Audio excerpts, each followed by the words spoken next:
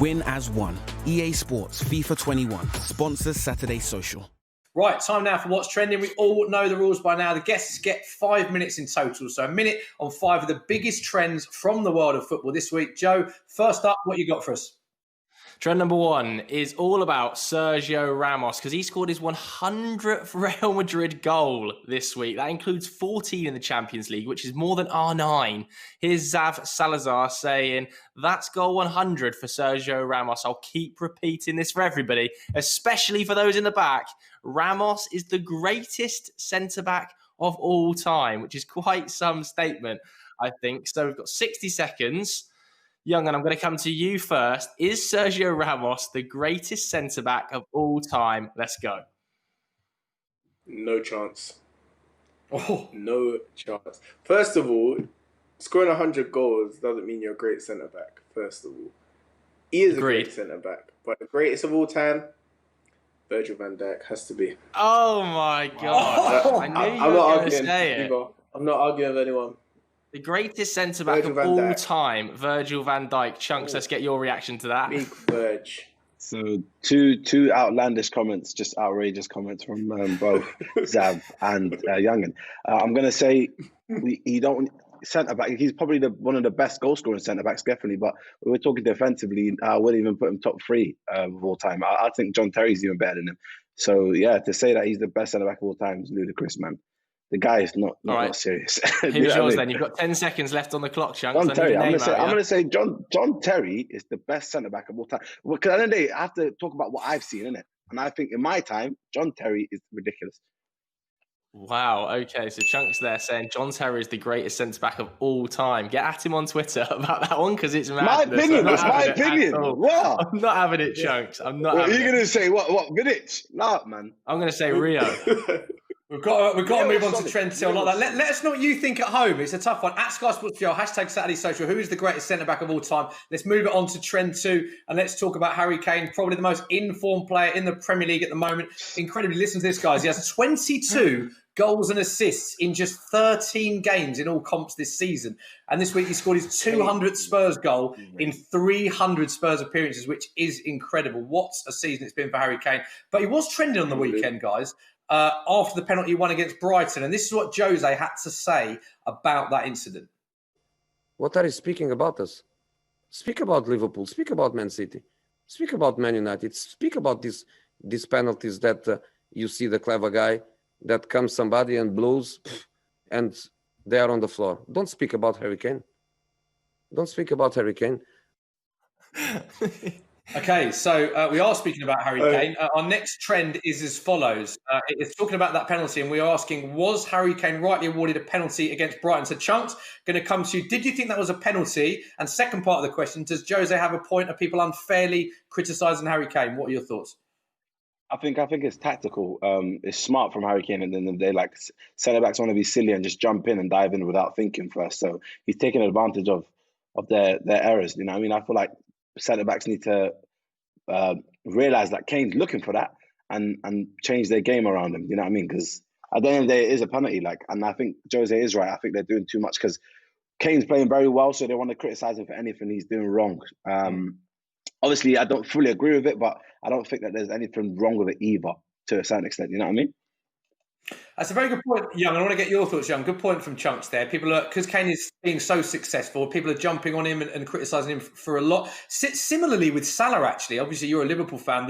Salah and Kane are both playing brilliantly. And the same thing, people were criticising Salah. Did you think the Salah one was a penalty, or do you think people are unfairly criticising him as well? Yeah, he's always going to get. I think when you're playing well, they always want to say something to bring you down. I think the Kane one was definitely a pen. He was jumping all over him, if I remember rightly. He jumped on his head.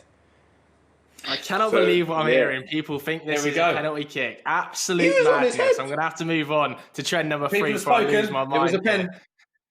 Right, trend number 3 is about Manchester United, who, of course, lost on Sunday to a team I've already forgotten about, to leave them 15th in the Premier League winless at Old Trafford before then losing 2-1 midweek against Istanbul, leaving hashtag Ollie Out trending on Twitter. Here's one of those tweets from David. Ollie, thanks for sticking a leg out in 99 versus Bayern, but it's time to go. Hashtag Ollie Out. Incredibly harsh there from harsh. David. Yeah. But let's come to you first, Yungen. Can Ole Gunnar Solskjaer bring success to Manchester United? 60 seconds on the clock. Ollie, I'm not going to lie, at the start, when he first went to United, I never thought he was the man for the job. I think that little win against PSG kind of kept him his job. But yeah, I don't think he's a man for the job at all, man. All them brilliant players they have. They bought Van der Beek, he doesn't even play. Yeah, he's not the right man for the job. And Poch is just sitting there waiting. Chunkz, what are your thoughts on this one? I think he thought coming to United was going to be like mould when he was at Norway, winning leagues every year. Broski. I don't think he won the league there. Did he not? I thought he smashed it there. But regardless, bro, I think that he's not even ready for like a smaller team role in the Premier League. Honestly, like I don't know what he's doing up there. Like, I think it's straight vibes. You know what I mean? It's vibes. When I see him on the field and he's just choosing his team, he's just having fun. Like a big team like United need to like be serious. Bring in Poch. Yeah. Ole Gunnar Solskjaer, allow it, man. Okay, that completes the 60 seconds. Joe is not happy. Chunkz, speaking of Man United, our next trend, Chunkz, is about the team that beat them on the weekend, your beloved Arsenal. I don't know if you'll have a bit of fun. Pierre-Emerick Aubameyang tweeted this. Come back, Joe. Chunkz, I don't know if you've seen this, but Pierre-Emerick Aubameyang tweeted this after the game. Joe Thomas is back. Just me, my boy, and the guys enjoying the party tonight. Go on, you read it. I want to read it. Just me, my boy, and the guys enjoying the party tonight with the laughing emojis dancing. As you can see, just a good day. It's a good day out for the lads. There we go. So we've got to come straight to Chunkz for our fourth trend. He's very excited, and it is, have Arsenal finally solved their midfield issues? So a lot of Arsenal fans very excited about Thomas Partey. Over to you, Chunkz. Talk about that in all of its glory. Yes. So I just want to say I heard comparisons, Fred versus Thomas Partey, and a lot of people saying Fred's way better. I just want to hear where that is coming from now, to be honest, because Thomas Partey is solid so far. Obviously, I'm not going to get ahead of myself and say he's solved our midfield issue. That's what Arsenal fans tend to do. They just get excited, but he's definitely incredible. I do like what he's doing so far for Arsenal. And very excited to see what he can do, because he actually did boss United at Old Trafford. And I want to see more of that coming up, please God. But Joe, anything you want to say about United? No, mate. I'll stay a little bit quiet on this topic. I'll be honest with you. I've got very little to add. I'm excited. Move on. Go on, Joe. Move it on to the last trend. Then we'll let you move it on. All right, yeah. Let's just cut this one short. I don't even want to get into any more of it. Move on to trend number 5. Finishing off with Leicester City, who are in some form, by the way, moving up to third in the Premier League. Just 1 point of your beloved Liverpool, Yungen, and then they won midweek as well in the Europa League. So, here we can see how good that start has been. They've made their joint best ever start to a top flight campaign, matching the tally from 2000-2001. So a better start than when they won the league. Could an outsider win the Premier League this season? That's the question I want answered. Yungen, I'm coming to you first. What do you think? Is like Spurs and stuff classed as outsiders? Yeah, we'll class Spurs as an outsider, given they've never won it. Yeah. I think Spurs. I think if anyone's going to win it, apart from the top sides, I think it will be Spurs. I think Spurs are the top side, but keep going, Yungen. Top sides, keep going. I think it's going to be Spurs, man. I'll be honest. But I think it's still between Liverpool and City this season, if I'm honest.